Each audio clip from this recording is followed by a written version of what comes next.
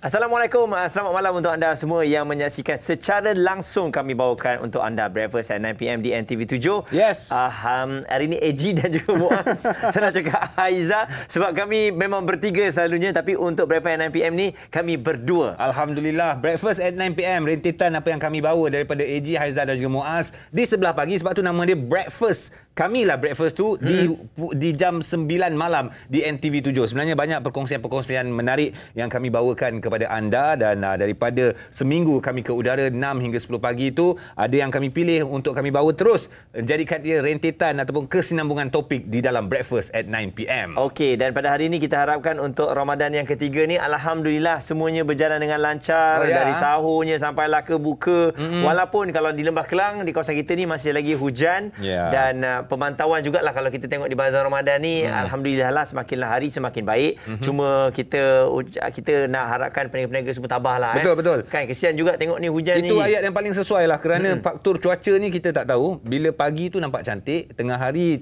indah sungguh, nampak terang. Bila masuk jam 4 petang, 5 tu dah mula hujan turun dengan lebat lah. Kalau mereka yang berniaga di restoran, insya-Allah rasanya makanan-makanan tu boleh disimpan di dalam peti ais kan. Tapi hakikatnya mereka yang berniaga di bazar-bazar ni lah, kalau ada makanan-makanan takut tempias kena air hujan pun boleh mengakibatkan makanan itu menjadi rosak dan juga basi. Jadi itulah kita mengharapkan agar anda buat betul-betul persiapan, letak tempat yang cantik dan juga sebagainya. Maksud cantik itu tempat yang betul-betul selamat untuk kita sajikan kepada orang. Sebab bila nak sajikan kepada orang, dah tular baru-baru ni kan, ada makanan yang dah basi dan juga sebagainya. Saya tak boleh nak salahkan mana-mana pihak, tapi itu yang berlaku kira macam give and take lah. Kalau boleh, memanglah tak naklah menjual barangan-barangan ataupun makanan-makanan yang dah rosak. Takkanlah nak jual kan. Betul. Jadi itu antara yang kita bincangkan ataupun kita borakkan dalam 1-2 hari ni, setelahnya pada boleh balik kampung ataupun tidak, boleh datang sendiri ataupun tidak. Itu antara topik perbualan yang masih lagi belum ada jawapannya. Apa yang pasti, tugas kita adalah untuk menjaga SOP yang ada ni kita harus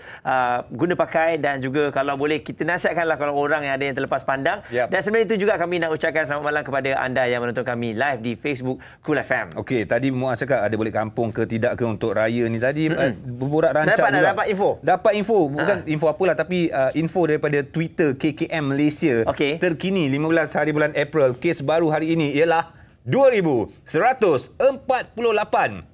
Merupakan kes tertinggi di Sarawak, 512 kes, Selangor 459 kes, diikuti dengan Kelantan 221 kes, dan daripada tweet yang diletakkan oleh KKM itu, ramailah yang memberi komen di bawahnya, macam-macam cerita. Jadi kita nantikanlah, adakah kita akan boleh merentas negeri di bulan Ramadan ini, ataupun menjelang Syawal nanti dapat beraya ke tidak dekat kampung halaman. Saya rasa kita biar letak benda yang paling sukarlah untuk kita nak menerima, tak balik lah contohnya. Okey, letaklah. Letak yang tu. Worst case scenario lah. Tak ada raya lah contohnya.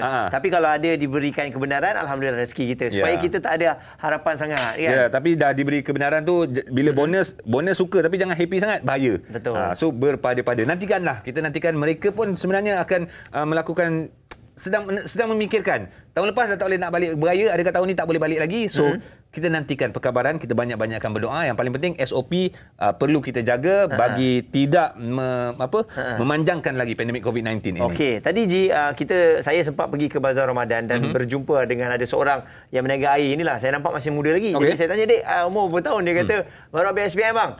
Baru habis SPM, jadi sekarang ni tengah tolong pakcik meniaga air. Jadi saya cakap dengan dia, baguslah kan, sementara dia nak menunggu ni. Saya cakap, "Nak ambil course apa?" Dia kata nak ambil engineering bang. Hebat. Ambil engineering. Jadi saya cakap all the best lah untuk dia. Dan saya puji jugalah dalam waktu yang ada ni, adik ni ambil kesempatan untuk meniaga. Betul. Kan? Sebenarnya inilah ruang budak-budak ni ataupun anak-anak kita ni kerja part time. Dulu kita lepas SPM pun kita kerja part time juga. Kerja part time tu taklah semestinya kerja betul-betul masuk kerja buat part time. Tapi hakikatnya tolong saudara, tolong sepupu pun consider kerja part time juga. Tapi kita kena fikir, selepas kerja part time tu, bila dah dibuka ruang untuk sambung belajar, ke mana arah tuju kita. Itu paling utama. Jadi itu yang kami bincangkan di Cool FM bersama AG, Haizah dan juga Muaz. Jom kita dengarkan ini antara sedutan selepas habis SPM, ke mana hala tuju kita.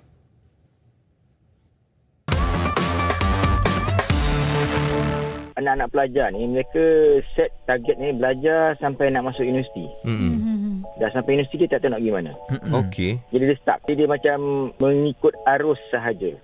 Satu. Yang kedua, ada pelajar-pelajar ni yang masuk ke universiti dia dapat cultural shock.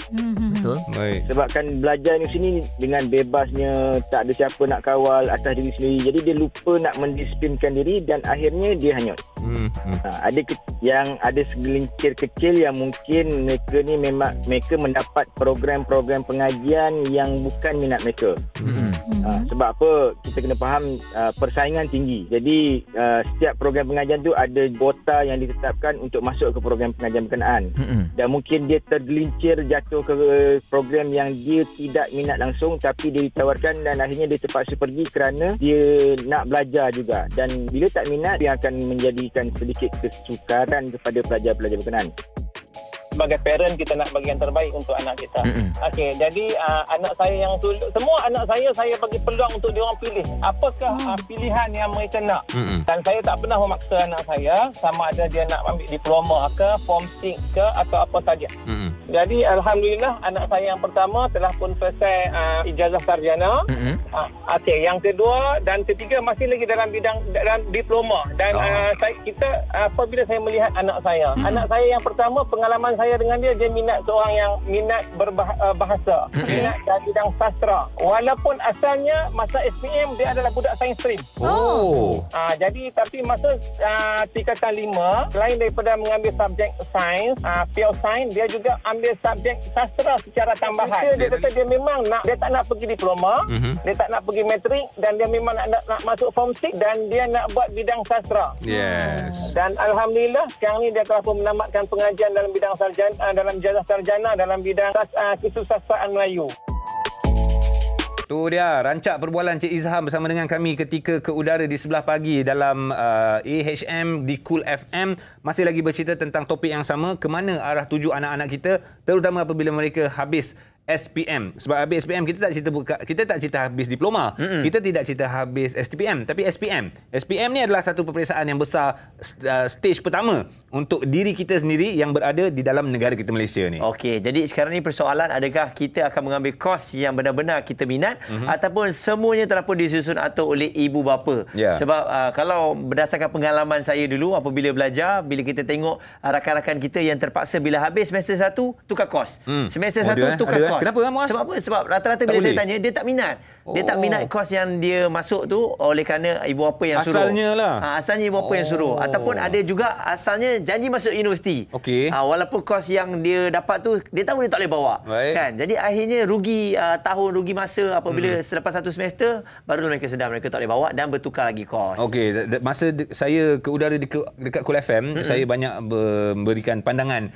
Secara peribadi, saya sukalah kalau ada adik-adik kita ni SPM, lepas tu mungkin boleh sambung belajar untuk STPM. Itu pandangan saya lah. Satu, dapat membantu keluarga dari segi faktor keuangan. Sebab STPM masih lagi percuma. Sistem pendidikan yang diberikan sama dengan Form 1 sampai Form 5, darjah 1 sampai darjah 6 sama. Masa yang dibutuhkan setahun setengah. Tapi saya percaya ramai ada pandangan yang berbeza. Ibu bapa, silakan apa pandangan anda yang anda boleh kongsikan kepada kami. Ke mana anda nak letakkan hala tuju masa depan anak-anak kita. Okey, jadi kita akan kembali kejap lagi bersama dengan seorang tetamu yang akan membukakan gambaran bagaimana anak-anak ini boleh pergi selepas habis SPM. Semuanya bersama dengan kami dalam Breakfast at 9 PM di NTV 7.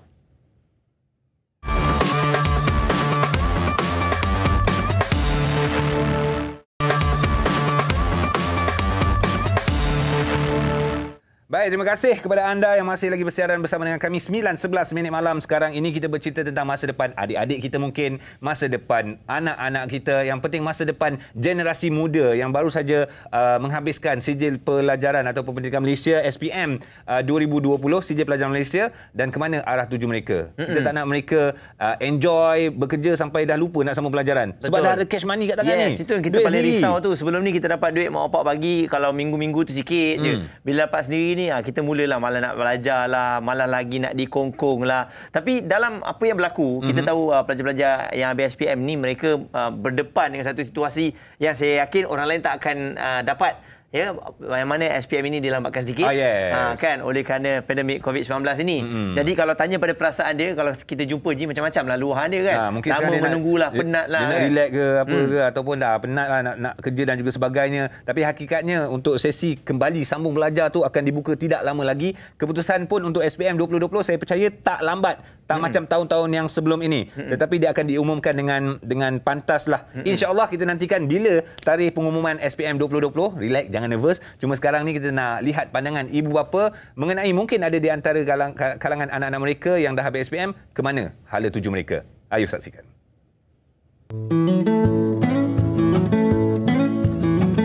Bagi I, hala tuju anak-anak, I akan masuk campur. I akan make sure yang I akan guide dia, maknanya supaya dia tidak buat haluan yang salah. Itu penting.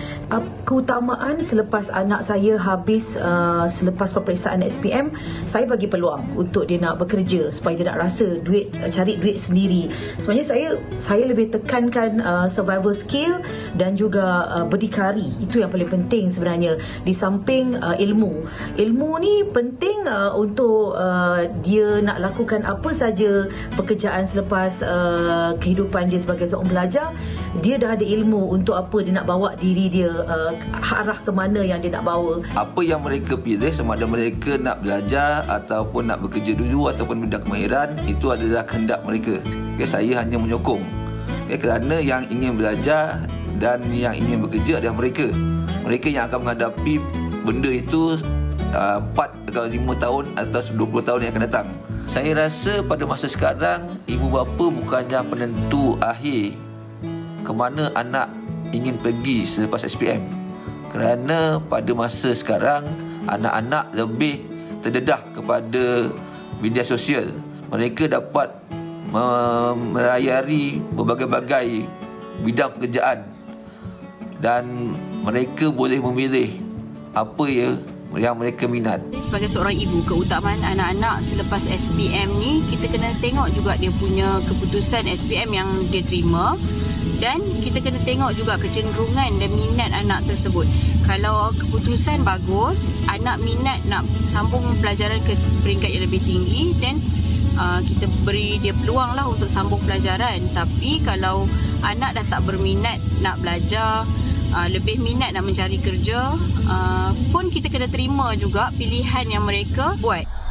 Baik, itu dia antara respon yang diberikan oleh ibu bapa masing-masing. Dalam kereta sempat bagi komen, steady lah puan. Itu ibu bapa ni kalau tanya pasal anak-anak, dia tak kisah dalam kereta ke, kat dapur ke, tengah masak ke, dia akan memberikan apa yang dia mahu untuk anak-anak dia. Macam Haji sendiri, kita tahu anak-anak yang sedang membesar dia. Jadi macam mana? Kalau macam saya, anak saya yang paling sulung usia 16, form 4. Yes, form 4. So dah dekat lah untuk selepas habis sesi persekolahan, saya dengan isteri berbincang juga demi masa depan dia. Tapi dalam masa yang sama, kita kena bagi dia ruang untuk dia bagi tahu apa yang dia mahukan. So bila dia dah bagi hujah-hujahnya, dan kemudian saya dan isteri kita kena berpidato lah antara satu sama lain nak tengok keputusan yang paling baik untuk dia masa depan dia nanti. Okey. Jadi hari ini bersama dengan kita, bukan kami berdua, selalunya kita bersama dengan tetamu kita video call. Yes. Tapi hari ini alhamdulillah untuk Ramadan yang ketiga ni, kita bersama dengan seorang tamu yang akan berkongsikan mengenai mana hala tuju yang boleh anda bawa. Kita ada Puan Nur Mastura Mansur yang merupakan konsultan pendidikan bersama dengan kita. Konsultan pendidikan. Mukadimahnya, konsultan pendidikan tu apa ni puan? Okey, baik, nak mudah faham lah ya. Kita membantu untuk guide pelajar-pelajar on education path. Okey. Especially on kita bincang nak masuk mana ni. Ini memang cun lah ni, memang betul lah ni. Kita ada 8 ke 9 pilihan yang ada kat Malaysia kan. So which one nak go first? Atau ada yang student yang advance ni, dia orang dah tahu dia minat apa. So lebih mudah untuk kita guide. Kalau end result dia, end mind dia nak jadi accountant contohnya. Ada laluan pintas. Dia tak perlu nak ambil diploma, degree dan sebagainya. So kita guide lah on the landscape penuh pendidikan dekat Malaysia ni, dekat mana yang dia boleh explore. Maknanya anak-anak murid ni, pelajar-pelajar ni akan jumpa puan untuk tanya pandangan dan juga sebagainya. Actually more on counsellor. So kita bersama dengan counsellor di sekolah-sekolah mereka lah untuk membantu. Alright. So saya nak tanya jugalah konsultan kewangannya dia, tapi untuk pendidikan dia penting sebenarnya konsultan pendidikan, sebab ini adalah masa depan negara kita. Kita mengharapkan anak-anak kita ni sebenarnya. Dan dalam usia berapa sebenarnya kita dah patut meletakkan cita-cita ini kepada anak-anak kita? Okey, baik. Bila cakap pasal soal cita-cita ni kan, kalau kita tengok pembinaan asas imajinasi kerjaya ni daripada umur mereka kecil tau. Masa sekolah tadika, Montessori, masa tu dah start. Sebab kita dah biasakan mereka dengan jenis aktiviti yang bagaimana. Psikomotor ke, jenis yang berfikir ke. Lego tu kan benda yang memerlukan seorang anak yang sangat suka ada imajinasi untuk membina sesuatu. Anak yang lain mungkin tak sangat. So mak bapak nak kena perasan lah ni kena sebenarnya. perasan. Memang kena kalau boleh buat lock tu buatlah lock. Vlog untuk anak-anak kan. Kita akan kadang kita tengok balik sisi-sisi mereka ni daripada kecil tu. Oh, punya mana daripada kecil dia ni minat berfikir sebab dia macam boleh merenung benda tu, dia buat, dia fokus, jadi. Dia tak bercakap dengan orang sangat. Ada anak kita jenis yang mulut dia pun baguslah. Bagi Lego tak pernah jadi. Namun demikian, di peringkat awal umur daripada 6 tahun sampai ke 12 tahun tu, itu sebanyak mungkin exploration yang diberikan, berilah. Macam parents nak bawa pergi dekat mana-mana institusi ataupun center yang ada game, gamification ke, practicality on kerjaya kan. Explore lah sebanyak mungkin sebab mereka belum decide.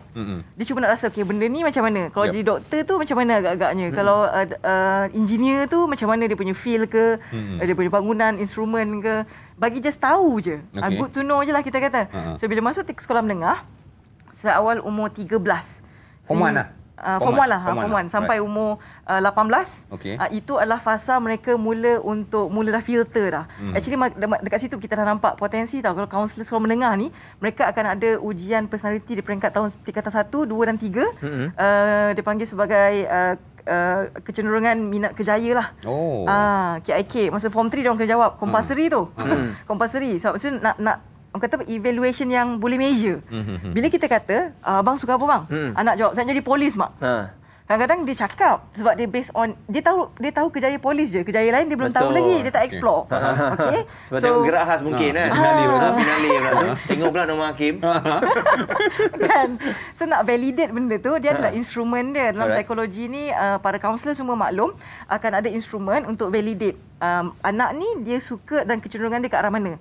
So bila dapat result, itu akan membantu. Sebab tu pemilihan pelajar tingkatan 4, jadi sebab nak masuk aliran sains kena ada personality tertentu. Nak masuk accounting perlu ada personality tertentu, kecenderungan minat kerjaya tertentu. Kalau tak kena tak boleh masuk. Nak kata tak sangat tu tak ada lah. Malaysia tak strict lagi. Tapi kalau dekat US, yes.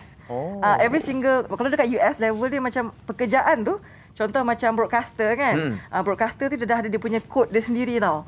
If you like to go and bekerja sebagai broadcaster, memang kena ada kriteria personality tu. Okey, apa yang dilakukan oleh US tu adakah manfaat yang besar untuk mereka? Kerana mereka dah create ni daripada budak sekolah ni dah create untuk jadi seorang yang profesional. Okey, kalau itu dia set on the orang kata apa kriteria tu untuk bekerja tau. So untuk sekolah dia cuma explorekan pelajar ni untuk pergi ke site, pergi ke studio untuk explore benda tu sampai dia rasa minat. Lepas tu pelajar sendiri akan decide untuk pursue or not. So kalau nak pursue dekat mana pilihan yang ada. Dekat Malaysia ada benda tu, tapi kita lah macam tuan kata tadi, adakah nak masuk accounting punya stream, is compulsory kena ada specific personality ataupun career interest result.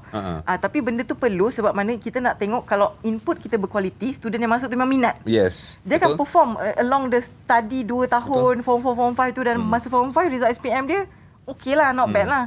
Lepas sebab dia dah minat kan? Ya, sebab dia dah minat. Sebab masa tingkatan 4, tingkatan 5 tu dia punya eksplorasi ni dah mula daripada besar, dia dah start chunking down tau. Dah scope kepada something yang mungkin top 5 ke, yang dia rasa dia nak go with. Which is masa tu based on result kerjaya tadi tu akan dapat, kita akan macam kaunselor akan guna the SDS lah.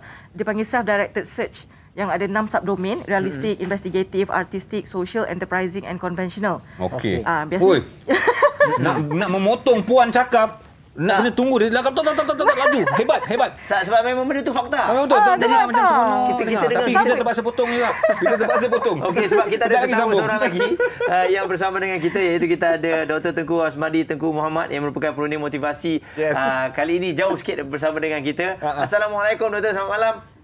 Waalaikumsalam warahmatullahi wabarakatuh. Salam Ramadan Dr. Tengku Asmadi. Terima kasih banyak-banyak kerana sudi bersama dengan kami meluangkan masa, dan yang pasti hari ini kita nak bercerita tentang masa depan anak-anak kita. Tapi peranannya doktor pastinya daripada ibu bapa itu sendiri. Saya nak tanya doktor, berdasarkan kekeluargaan lah, bagaimana apa pandangan doktor bila kita teruslah pergi sebab masa timing ni very fast ni je. Bagaimana pandangan doktor apabila ada ibu bapa yang cakap anak dia nak lepas SPM suka tingkau lah, nak jadi apa? Terpulanglah bapak setuju je. Ikut je lah. Macam mana? Apa pandangan doktor? Okey, dia tak boleh setuju sahaja dan dia tak boleh juga tentukan sahaja. Dia kena ambil jalan tengah ni sebenarnya. Ya, sebab apa? Kalau kita kata okey setuju sahaja anak-anak yang belum tahu menentukan hala tuju, belum kenal alam pekerjaan, belum kenal kehidupan, macam mana kita kata okey nak buat apa buatlah. Nanti mereka salah buat pilihan. Jadi kita sebagai ibu bapa kita kena berikan panduan, pedoman, kena berikan saranan, cadangan. Tetapi akhirnya kita kena lihat tentang kecenderungan anak, kemampuan akademik anak, keupayaan dia. Kita kena nilai dari segi tersebut. Dan kita pun tak boleh nak tentukan juga. Kata okey, besar nanti sebab dalam keluarga ni semua cikgu, anak mak seorang jadi cikgu.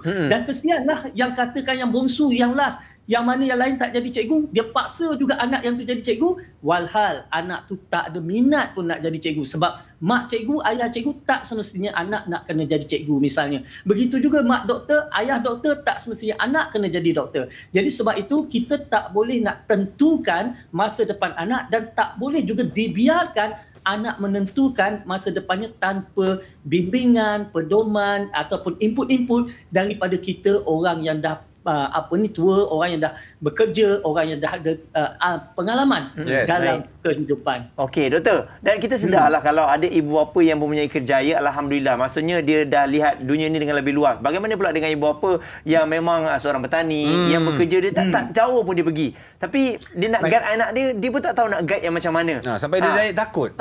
Kan? Yalah, mungkin dia akan pergi kepada yang popular lah, doktor, polis. Yang dia tahu. Yang dia tak tahu tu dia tak boleh nak bagi nasihat kepada anak-anak dia. Baik, itu benar. Ramai pun sebenarnya ibu bapa yang tak tahu bagaimana nak membentuk acuan ataupun masa depan anak-anaknya. Dia biarkan saja anaknya kok mana yang dia rasa seronok nak buat, minat nak pergi, kecenderungan yang ada kecenderungan untuk terlibat, maka ibu bapa restu sahaja. Jadi di sinilah peranan seperti mana tadi, ada kaunselor di sekolah, ada pusat-pusat bimbingan kerjaya, ceramah-ceramah kerjaya. Ini yang akan memberikan sedikit input kepada anak-anak untuk dia sedar apakah peluang-peluang yang ada. Yang paling penting sekali, apa juga peluang yang dia nak buat, dia kena pastikan bahawa ada peluang pekerjaan di masa depan, tu satu. Ada potensi untuk bidang dia tu berkembang di masa depan. Sebab misalnya kalau kita lihat, ada juga ya bidang-bidang yang masuk bila keluar nanti pekerjaannya tak ada. Kan? Jadi oleh sebab itu kena lihat dari segi potensi kerja juga. Mungkin minat, tetapi kalau tak ada peluang pekerjaan pun mungkin akan jadi tekanan kepada keluarga itu di masa akan datang. Jadi sebab itu kena minta banyak input daripada, kalau dah masuk universiti, dah masuk matrikulasi. Sebab kalau lepas SPM, dia semua sama ada sambung kepada STPM ataupun diploma atau matrikulasi ataupun dia masuk kepada foundation ataupun dia terus ke alam pekerjaan. Ini sahaja peluang-peluang yang ada, ataupun dia pergi ke kelas-kelas yang melibatkan kemahiran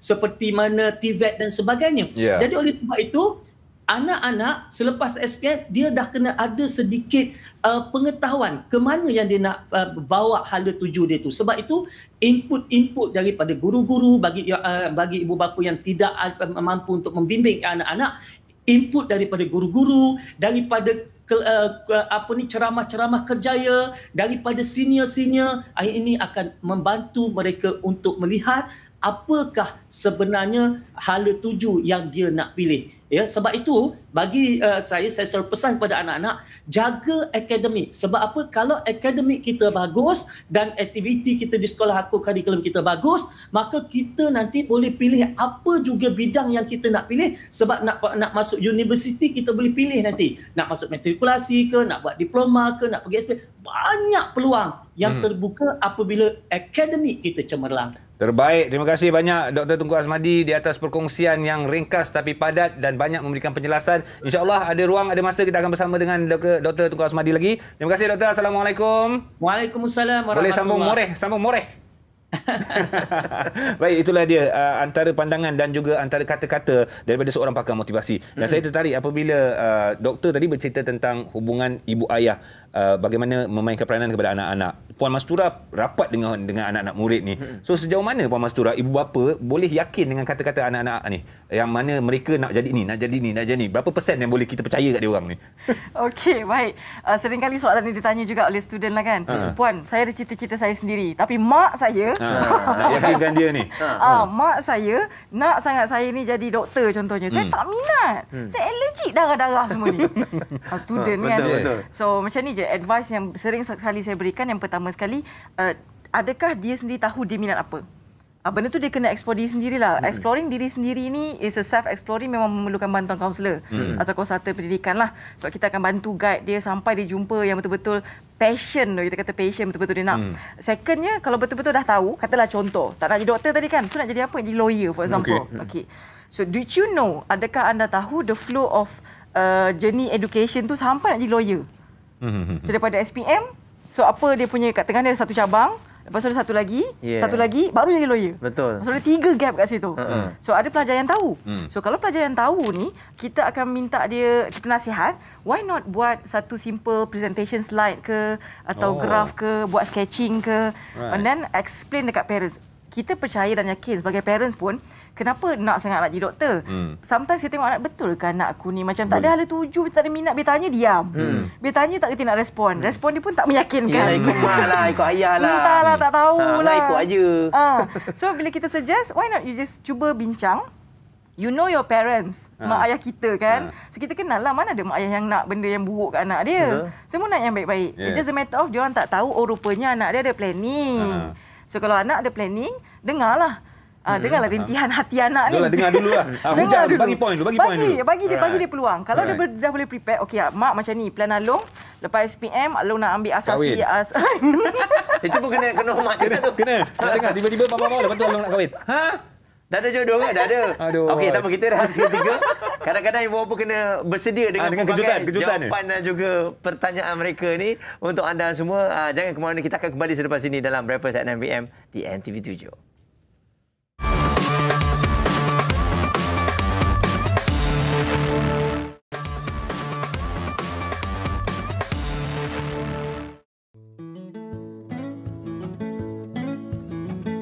Saya lebih suka untuk pergi ke arah bidang yang lebih profesional seperti bidang doktor. Jadi, bila saya nak proses untuk melangkah ke SPM pada masa tu, saya stopkan dulu berkaitan dengan impian saya.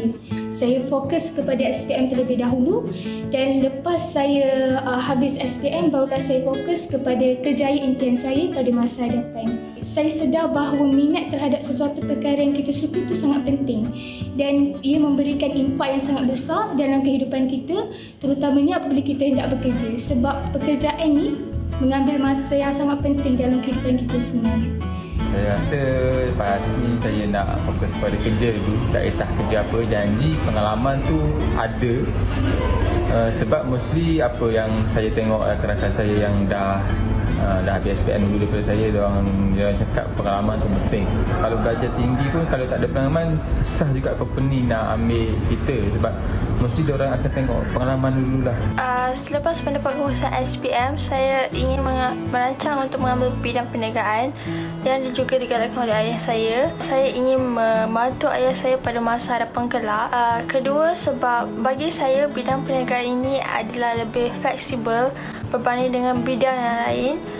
Dengan erti lain, lebih mudah untuk beralih ke industri yang lain pada masa hadapan. Hala tuju saya selepas ini ialah saya akan meneruskan pelajaran saya di universiti ataupun college dalam bidang fisioterapi ataupun saya sukan. Alasan saya untuk meneruskan pelajaran ialah untuk menambah ilmu dan pengalaman serta untuk menjadi masa depan yang baik suatu hari nanti, insya-Allah.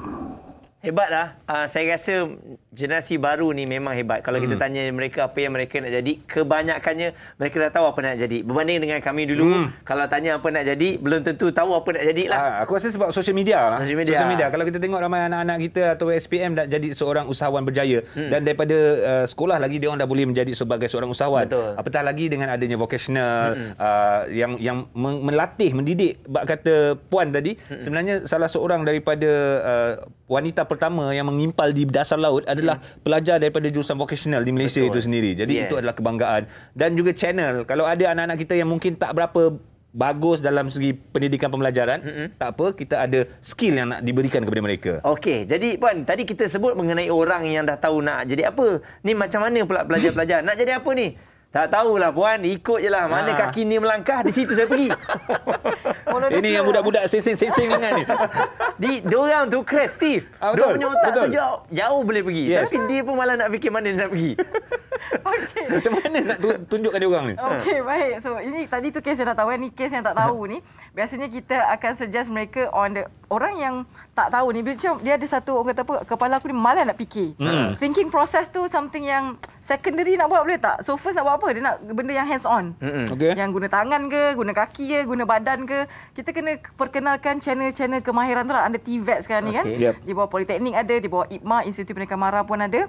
So bila kita kenalkan kepada mereka tentang TVET, digital marketing one of TVET, video editing, broadcasting punya instrumen, semua ni jatuh bawah kategori TVET tau. So TVET tu bukan setakat kimpalan lah. Betul. Kau nak tahu Aircon bukanlah. Bukan, banyak lagi. Dan fungsi dan peranan mereka sebenarnya ni sangat besar dalam pembangunan teknologi dan juga kita punya ekonomi negara lah. Fungsi dia besar. So kita channelkan mereka ke kemahiran tu. Kalau mereka minat lah. Kalau ada yang tak minat juga, memang nak terus kerja, itu pun satu pilihan yang baik. Sebab bekerja ni akan membuatkan mereka explore dunia pekerjaan. Ada majikan, ada tim, ada rakan sekerja, ada guideline, nak cuti lah, nak itu ada SOP-nya. Dia dah mula biasa dengan working culture tau. So at the end of the day, dengan keadaan pandemik sekarang ni, kita ada 782,000 orang menganggur sekarang. So kalau mereka ni yang lepas SPM bekerja dan fokus lah, maksudnya bukannya kerja kejap 3 bulan pergi company ni pula. Itu tak fokus lah. Jiwa tak kental. Tak boleh lah macam tu. Tisu. Geram pula budak-budak sekarang ni. Okey, ni sebut mengenai TVET ni sekarang. Di talian kita bersama dengan Encik Amalul Khair Sarbini yang merupakan Timbalan Pengarah Bahagian Ambilan dan Pembangunan Pelajar Jabatan Pendidikan Politeknik dan College Community KPT. Cik Amal, Assalamualaikum. Salam. Apa khabar? Salam Ramadan. Alhamdulillah, baik, sihat. Alhamdulillah. Sama dengan Dr. AJ dan Muaz. Terima kasih banyak Cik Amal. Okey Cik Amal, kita nak bercerita tentang anak-anak kita ni. Masa depan anak-anak kita. Bagaimana agaknya dapat kita membantu mereka? Kemana mereka pergi selepas SPM? Menjurus kepada mungkin dari segi result mereka tak berapa baik. Katakanlah, result mereka tak berapa cun. So, kemana patut mereka pergi ni Cik Amal? Okey, macam ni. Untuk makluman semualah ya.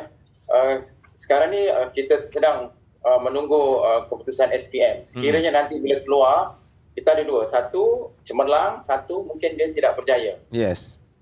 Tetapi kalau yang cemerlang ni, saya nak cerita yang cemerlang dulu. Maksudnya untuk mereka yang berminat dalam bidang kemahiran ataupun TVET tadi yang telah kita bincangkan sebelum ini, mereka boleh mencari maklumat-maklumat tersebut khususnya di Politeknik dan juga College Community yang memang menawarkan kita kata program-program yang dalam bidang TVET ataupun kemahiran ini. Untuk makluman AJ dan semua pendengar, di Politeknik dan juga College Community, kita ada banyak menawarkan program-program yang berkaitan dengan kemahiran ini. Khususnya kalau saya boleh kongsikan, di Politeknik sendiri, kita ada 36 buah Politeknik yang menawarkan 72 program diploma dalam bidang kemahiran. Dan kalau di College Community pula, kita ada 16 bidang diploma dan kita ada 40 sijil dalam yang ditawarkan di College Community seluruh Malaysia. Jadi kalau kita kira tadi, jumlahnya terlampau banyak dalam program-program yang kita kata menawarkan bidang kemahiran, iaitu bidang TVET yang kita bincangkan sebentar tadi. Baik, Cik Amal, kalau kita lihat juga graduan TVET ini mudah untuk dapat kerja ataupun tidak mudah dapat kerja. Ini antara persoalan yang ibu bapa sentiasa fikirkan. Boleh ke kemahiran ni keluar ni dapat kerja terus ke? Macam mana gaji diorang? Jadi mungkin Cik Amal boleh perbetulkan sikit persepsi ibu bapa ni mengenai graduan TVET itu sendiri? Okey, saya boleh kongsikan sedikit tentang pelajar yang belajar di Politeknik dan juga Kolej Komuniti dalam bidang TVET.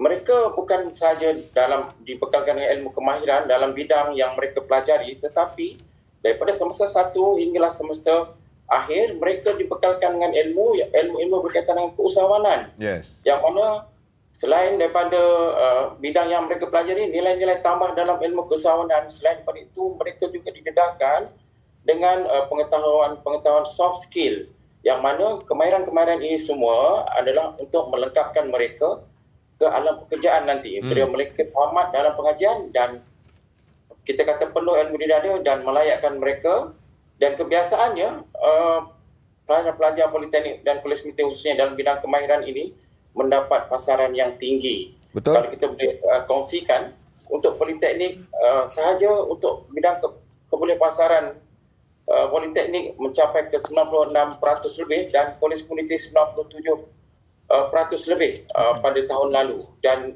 peratusan itu meningkat daripada tahun ke setahun.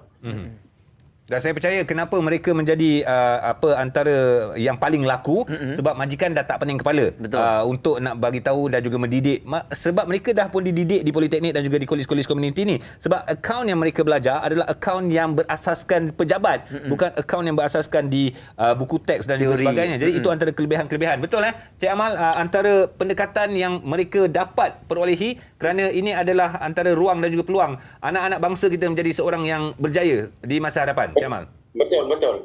Saya sangat setuju. Sebabnya begini, kita kata kurikulum di politeknik dan kolej komuniti itu sendiri dibangunkan secara bersama dengan wakil-wakil industri. Yes. Dan secara tak langsung, kurikulum yang mereka pelajari telah menyediakan mereka ke alam pekerjaan. Mana ready to work, mana ready untuk bekerja. Baik. Terima kasih. Itulah dia. Agaknya dah buka ke peluang untuk anak-anak kita untuk menyertai politeknik dan juga kolej komuniti ni, Cik Amal? Okey, baik. Saya nak kongsikan peluang yang ada khususnya kepada mereka yang terlepas peluang, terlepas peluang untuk kemasukan melalui UPU yang telah pun tutup pada 7 April yang lalu. Baik. Peluang itu masih lagi terbuka kepada mereka yang khususnya kepada yang memiliki SPM 2017 dan ke bawah. Kami boleh melayari dalam laman web portal Politeknik dan juga Kolej Komuniti, ambilan.mypolicc.edu.my. Saya ulangi semula, ambilan.mypolicc.edu.my, di mana dekat laman portal tersebut ada mengandungi banyak maklumat berkenaan satu program-program yang kami tawarkan di Politeknik dan Kolej Komuniti, dari segi prospek kerjaya, dari segi syarat-syarat masuk, dan juga peluang kita kata melanjutkan pengajian. Kalau saya kata peluang melanjutkan pengajian, kalau dia bermula dengan sijil, dia boleh melanjutkan ke peringkat diploma dan seterusnya ke peringkat yang lebih tinggi.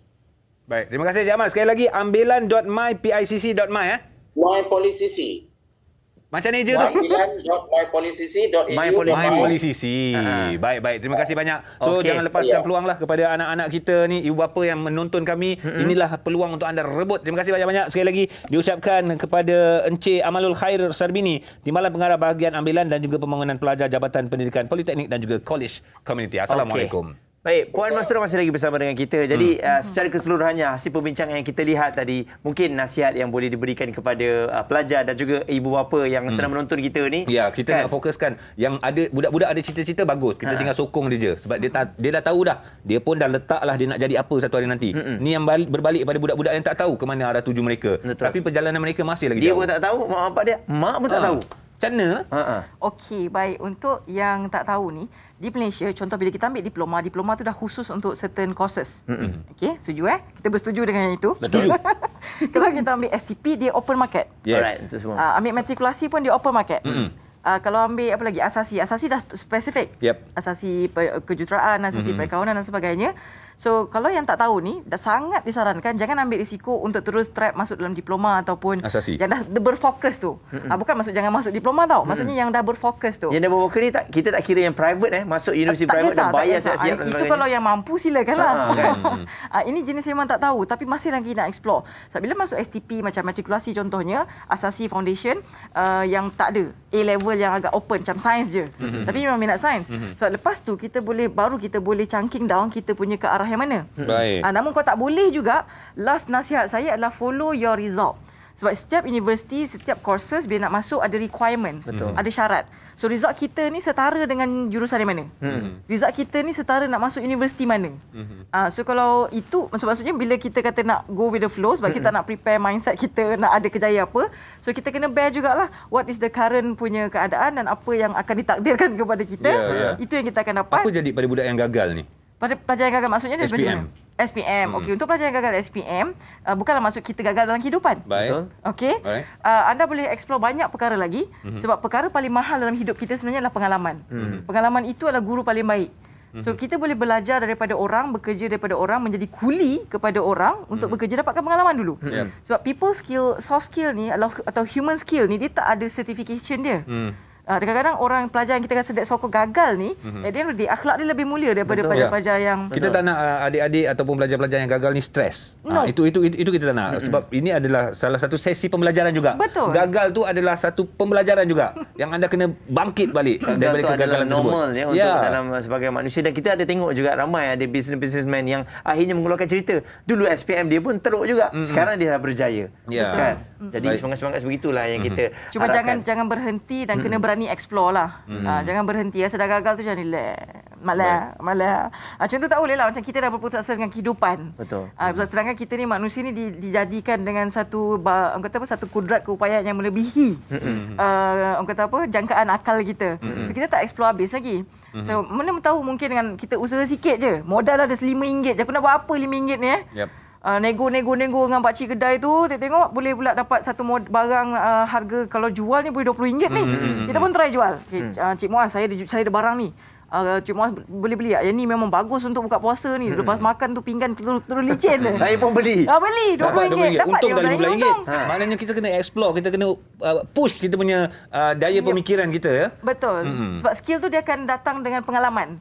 Buat benda ni ada orang tak boleh buat kali pertama, kali kedua, kali ketiga. Contohlah macam AG dengan Muaz kan, bila kali pertama berhadapan dengan audiens tanpa orang, tanpa jasad dekat konti kan. Macam mana perasaan? It goes with the frequency lah. Benda tu akan ada. Tapi untuk adik-adik yang rasa macam dah kalau kata gagal kan, gagal ni gagal BM dengan gagal sejarah. Tu gagal lah SPM-nya. Repeat lah. Boleh betul ada repeat ataupun bekerja dulu, lepas tu dia akan datang satu tahap yang aku nak belajar balik lah. Sebab aku tengok ramai orang dah berjaya kan. Dan akhirnya orang tu pun berjaya. Betul kan? At the end of the day kita tak nafikan pendidikan tu penting. Betul. Cuma pendidikan tu dari sudut kluster mana, degree ke, diploma ke, asasi sijil kemahiran sekalipun, itu adalah salah satu certification di dunia ni menilai ilmu tu taraf mana. Betul. Namun demikian, apa yang kita pegang dalam kehidupan tu, itulah ilmu Tuhan yang sangat luas yang perlu kita terokai. Baik, terima kasih banyak-banyak diucapkan kepada Puan Nur Mastura Mansor, konsultan pendidikan. Seronok berborak dengan Puan Mastura ni, macam-macam cerita pengalaman berhadapan dengan anak-anak, berhadapan dengan pendidik ataupun pelajar-pelajar itu sendiri. Dan apa yang kami harapkan, apa yang anda lakukan selepas SPM ini, lihat diri anda, lihat kelebihan dan apa yang boleh anda tunjukkan kepada ibu bapa, buktikan yang anda mampu melakukannya. Ibu bapa pun jangan terlalu mendesak lah ya. Ya, betul. Kan? Jadi terima kasih sekali lagi Puan Mastura. Dan dalam hero kita, kejap lagi kita akan bawakan kepada anda seorang pelajar hebat Ji. Dia belajar tolong mak, kerja pun dia kerja. Dia buat, bayangkan 24 jam tu dia guna sebaik mungkin. Boleh dapat result cemerlang ke? Dapat. Gagal lah? Tidak, terbaik. Okay. Asyik gagal. Orang macam ni kita kena jauh ni. Tak, kita nak bagi contoh. Dia penat macam mana pun dia gagal. Dia tak gagal. Sebentar lagi bersama dengan kami di Breakfast at 9 di Cool FM. Cool FM. NTV 7.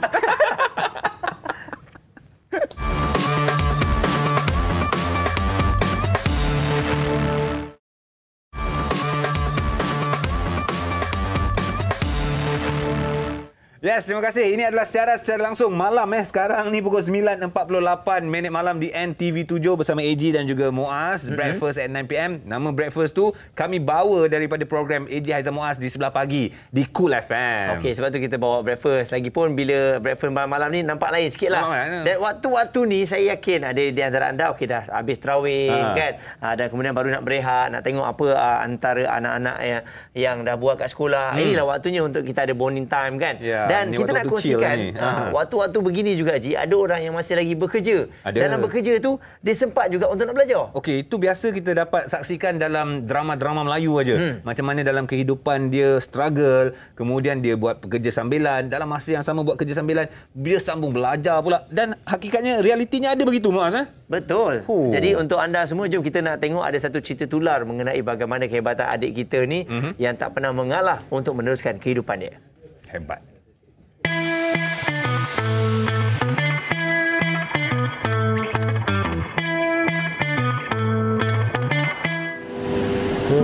Aku menunggu 1000 tahun lama lagi, tapi benarkah bukan selama ini? Jam-jam siap buat. Biar berputar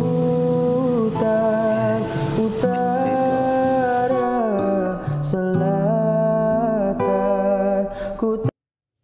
Hebat. Jadi itu dah Rizak yang sungguh-sungguh memberangsangkan. Flying colours dalam dia sibuk bekerja, COD hantar barang, lepas tu yalah buat macam-macam pekerja tolong mak dia lagi. Lepas tu balik kena sambung study lagi sebab besok ada kelas dan juga sebagainya. Dan akhirnya mendapat satu keputusan yang sangat cemerlang. Tahniah diucapkan kepada pemilik nama Muhammad Afiq Iskandar Adrel yang telah pun menunjukkan bahawa usaha yang dilakukan itu insya-Allah akan membuahkan hasil. Dah ada pun kat sebelah kita kat sini. Tu dia. Fik. Afiq, Assalamualaikum. Ya saya. Ya saya. Oh, handsome kau. Nampak lagi handsome lah daripada tadi. Tadi nampak nangis-nangis. Kenapa, Fik? Boleh share tak momen tu? Tu apa? Rasa macam terharulah bila penat-penat semua buat kerja tu. Then dapatlah result yang membanggakan untuk ibu bapa lah. Okey, mungkin anda boleh kongsikan sikit apa sebenarnya aktiviti yang awak buat ni dengan ceritanya hantar barang, bekerja dan sebagainya daripada pagi sampai ke malam ni. So macam saya every week tu saya update jadual lah dekat saya punya supervisor lah. Bila time bekerja, bila time saya cuti lah. So kadang tu masa bekerja dengan kelas tu bertindih. So saya minta kepada supervisor untuk break lah sejam untuk kelas ke sejam atau 2 jam. Online kelas. Alhamdulillah dapat supervisor yang memahami. Memahami. So daripada situ lancar juga saya punya kelas online. Then kadang tu hari bila PKP awal tahun, Mak Salbia binti Basra dia kena macam ni, kena stop kejap lah kerja sebab tak boleh rentas daerah waktu tu. Baik. Lepas tu waktu tu lah menyaga. Bila menyaga tu tengah hari tu waktu lunch saya kena COD lah sebelum pergi kerja. Lepas COD tengah hari saya terus pergi kerja. Then dalam petang tu saya dah balik kerja lah. Kerja dalam around 4 jam je lah. Afiq, 4 jam kadang-kadang ada OT lah sampai ke malam. Macam mana awak disiplinkan diri awak tak lepak dengan kawan-kawan, tak main PUBG, tak pergi main futsal dan juga sebagainya? Fokus anda tu, apa yang membuatkan anda fokus sangat dengan apa yang awak buat ni? Tak juga bang. Futsal ke main game tu macam biasa je sebab main juga. Itu main juga. Tapi saya nak disiplin tu sebab ni lah, sebab ayah bekas askar Aidil bin Muhammad Saleh. Oh, tu dia. So daripada kecil memang kalau lepak tu lepak juga, tapi saya kurang lah. Saya dah terbiasa daripada kecil keluar malam memang saya tak boleh lah. Alright. Ini kalau dia keluar malam ni mau kena jering dengan bapak dia. Saya dah tak biasa. So Afiq, lepas ni apa planning? Apabila memperolehi satu keputusan yang sangat cemerlang dengan masa yang sangat terhad, anda mampu mendapat keputusan cemerlang. Betul. Lepas ni masa dah memang milik anda sepenuhnya untuk Afiq sendiri. Apa target Afiq lepas ni? Bagi saya viral ni pasal video tu berat juga untuk saya nak konsisten ke semester seterusnya. Tapi dengan bantuan kawan-kawan, lecturer, kawan-kawan saya yang online juga tak pernah jumpa kat UPM. Diorang banyak bantulah daripada segi assignment semua tu. So saya harap untuk semester baru ni saya dah dekat 4 minggu. Semester 2 saya boleh konsisten lah untuk dapat keputusan yang baik untuk SEM ni dan manage time yang okey lah kerja dan tolong mak dan belajar. Okey, ialah anugerah dekan dengan 3.91. Tahniah kepada awak untuk semester yang kedua, semester yang ketiga ni. Kena awas juga kadang-kadang abang risau ada cinggir. Cinggir ni kan. Cinggir ni awet-awet lah. Cinggir tahu, cinggir. Muka dia macam ni, cinggir. Maafkan abang-abang punya bahasa, tapi bahasa-bahasa korang ni awet-awet lah. Kena fokus betul-betul, okey? Jangan lupa diri, sentiasa ingat dan mungkin ada nasihat lah, saranan kepada adik-adik lepas SPM ni. Apa yang patut mereka lakukan? Ada yang kata nak cek duit lah, itulah inilah. Bagi Fik, bagi. Apa maksud abang? Nasihat untuk adik-adik kita yang habis SPM ni. Sebut cinggir je kau hilang fokus kau ni. Tu nasihat saya tak adalah. Dia dah ada dah bang. Ada. Dah ada pun sebab kita tahu. Maksud saya untuk nasihat untuk adik-adik, kalau nampak viral pasal saya ni, kalau boleh untuk manage time tu teruskanlah kerja part time. Tapi kalau tak boleh jangan paksa. Itu terpulang kepada diri sendirilah ya. Tahap macam boleh ke tak boleh. Kalau boleh untuk kos adik-adik tu teruskan. Kalau tak boleh buat full timer study dekat rumah. Ya, inilah terima kasih sekali lagi Afiq yang mendapatkan satu keputusan yang cemerlang. Cerita anda boleh dijadikan sebagai satu motivasi dan juga sebagai satu contoh apabila dalam kesibukan tidak bermakna kita boleh melalaikan pendidikan dan juga pembelajaran. Terima kasih Afiq. Assalamualaikum. Terima kasih bang. Terima kasih. Waalaikumsalam. Dah ada. Dah ada. Satu Malaysia dia beritahu. Ni masa muda memang nak tunjuk setia. Iyalah. Awak tengok. Okey, apa pun terima kasih kepada anda. Apa yang kami bawakan dari awal jam 9 hinggalah ke saat ini. 9 tadi bercerita tentang ke mana arah tuju anak-anak kita selepas SPM. InsyaAllah ada 7-8 platform untuk anda pergi tengok apa yang patut dilakukan selepas SPM nanti. Adalah jalannya di situ dan sebentar tadi inspirasi daripada seorang anak muda. Okey, kita harapkan juga tiada paksaan yang diberikan kepada anak-anak anda sebab kita dapat lihat juga contoh-contoh yang ada apabila anak-anak ni memberontak apabila masuk ke universiti. Masa tu mulalah kita nak menyalahkan diri kita. Dan satu lagi, kita jangan juga membahagi kasih kepada anak-anak yang ramai ni. Contohnya kalau ada anak yang 5, yang abalong saja kita nampak harapan kepada keluarga tu. Padahal yang nombor 3 dengan nombor 4 tu mungkin ada satu harapan yang besar juga untuk dia kan. Itu semua anak-anak kita adalah tanggungjawab kita dan yang pasti Abang Eji dan juga Abang Muaz suka juga nak ingatkan kepada adik-adik kita yang dah berusaha bersungguh-sungguh tetapi masih lagi kurang berjaya dalam SPM.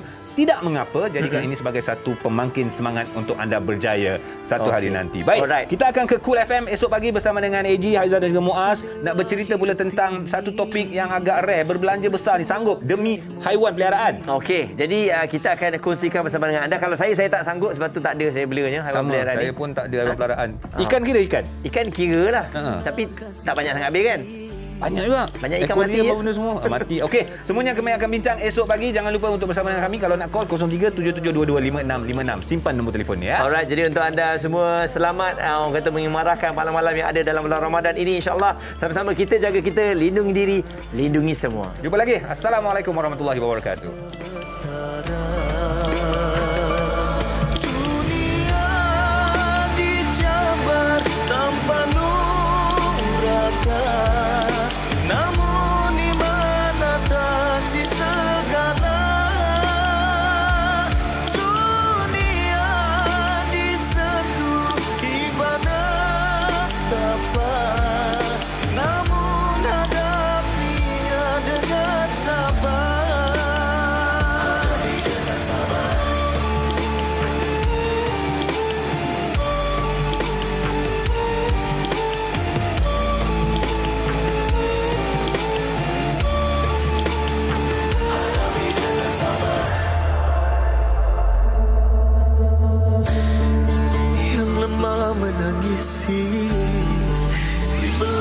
kasihani